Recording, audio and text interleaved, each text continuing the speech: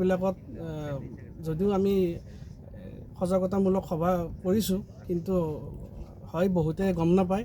কিন্তু আমাৰ মাননীয় মুখ্যমন্ত্ৰী মহোদয়ে অলৰেডি কৈছে এইখিনি কথা, জিলা আয়ুক্ত ছাৰেও কৈছে এইখিনি কথা, যাতে 1 এপ্ৰিলৰ পৰা 15 জুলাইলৈকে নদী হওক বা বিলত কোনো যাতে জাল নামাৰে।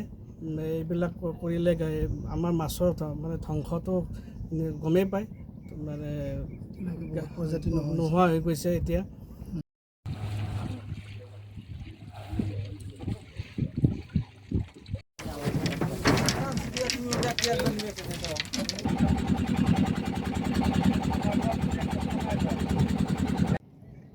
এই ক্ষেত্ৰত আমি জিলা মীন উন্নয়ন বিষয়া ডক্টৰ সঞ্জয় শৰ্মাৰ নিৰ্দেশ মৰ্মে আমি গোটেই ব্ৰহ্মপুত্ৰ পলাশবাৰী ঘাটৰ পৰা গৰৈমাৰী অঞ্চললৈকে আমি অভিযান চলোৱাৰ এটা যোজনা চলাই আছিল। সেই হিচাপে আজি আমি গৰৈমাৰী অঞ্চলত এই পদক্ষেপটো লৈছোঁ। ইয়াৰ আগতে আমি শুৱালকুছিৰ পৰা খুতৰীলৈকে এটা লৈছিলোঁ। গতিকে আজিৰ অভিযানটোত আমি যিখিনি মাছমৰীয়া মানুহ তেওঁলোকক আমি ধৰিবৰ কাৰণে সক্ষম হওঁ, আৰু ইয়াৰ পিছত মানুহখিনিক বুজাই দিওঁ যে তেওঁলোকে যাতে ভৱিষ্যতে এই 3 মাহৰ কাৰণে মীন আইনখন অন্ততঃ 3 মাহ 1 এপ্ৰিলৰ পৰা 31 জুলাইলৈকে আমাৰ পদক্ষেপটো চলি থাকিব। আৰু তেওঁলোকক এইখিনি সময় এই পিৰিয়ডটো যাতে মাছ নামাৰে, গাভিনী মাছবিলাক যাতে মৃত্যুমুখত নপৰে, সেইটোৰ কাৰণে আমি এই পদক্ষেপটো লৈছোঁ।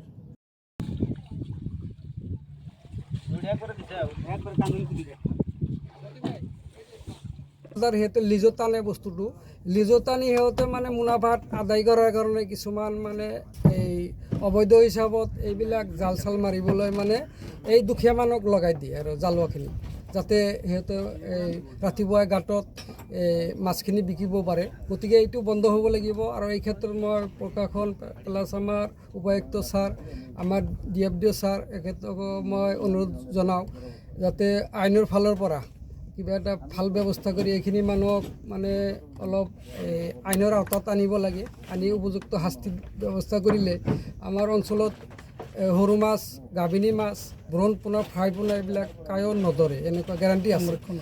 সংৰক্ষণ হৈ যাব তেতিয়া। আৰু এই মহলদাৰখিনিক, লিজত লোৱা মানুহখিনিক মোৰ হিচাপত আইনৰ আওতাত আনিব লাগে অতি সোনকালে। কাৰণ আজি অভিযান আহিছোঁ, আজিও যাতে অভিযান নহয় এনেকুৱা হয়তো মাথা মাৰি। Every morning in our house begins with a race. Shoes, slippers, everything on the ground. Mom shouting for breakfast. Dad's hunting for geese. And I'm in a hurry putting on my socks. Shillong's roads are always full. Honking cars, parents rushing, everyone trying to reach somewhere first. Then one day, the STEM's bus came to our lane. Big, bright yellow, like sunshine on wheels. The bus is always on time. Arcatica waves, it feels like family arriving. Inside, it's not just seats and bags and uniforms. It's laughter, stories, songs, small little friendships growing every morning. We share snacks, help in homework, and learn to wait for each other. I think that's what community really means.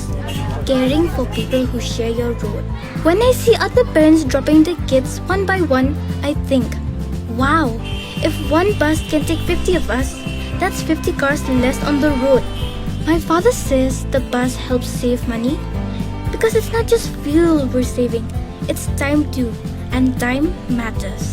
And my mother knows exactly where I am, every turn, every stop, all thanks to the STEM's app on her phone. The bus feels safe, clean seats, big mirrors, and a careful driver.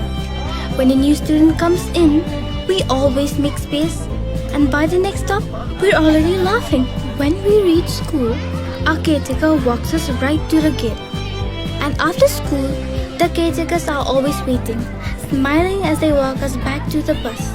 The caretaker feels this bus has made life easier, but to me, it made life a lot more happier. Because one bus doesn't just save money or time, it saves mornings. It gives us cleaner air, calmer roads, and families who can breathe a little easier. I think our city is growing smarter, not faster, just kinder. And every day, this bus carries something more than just us children.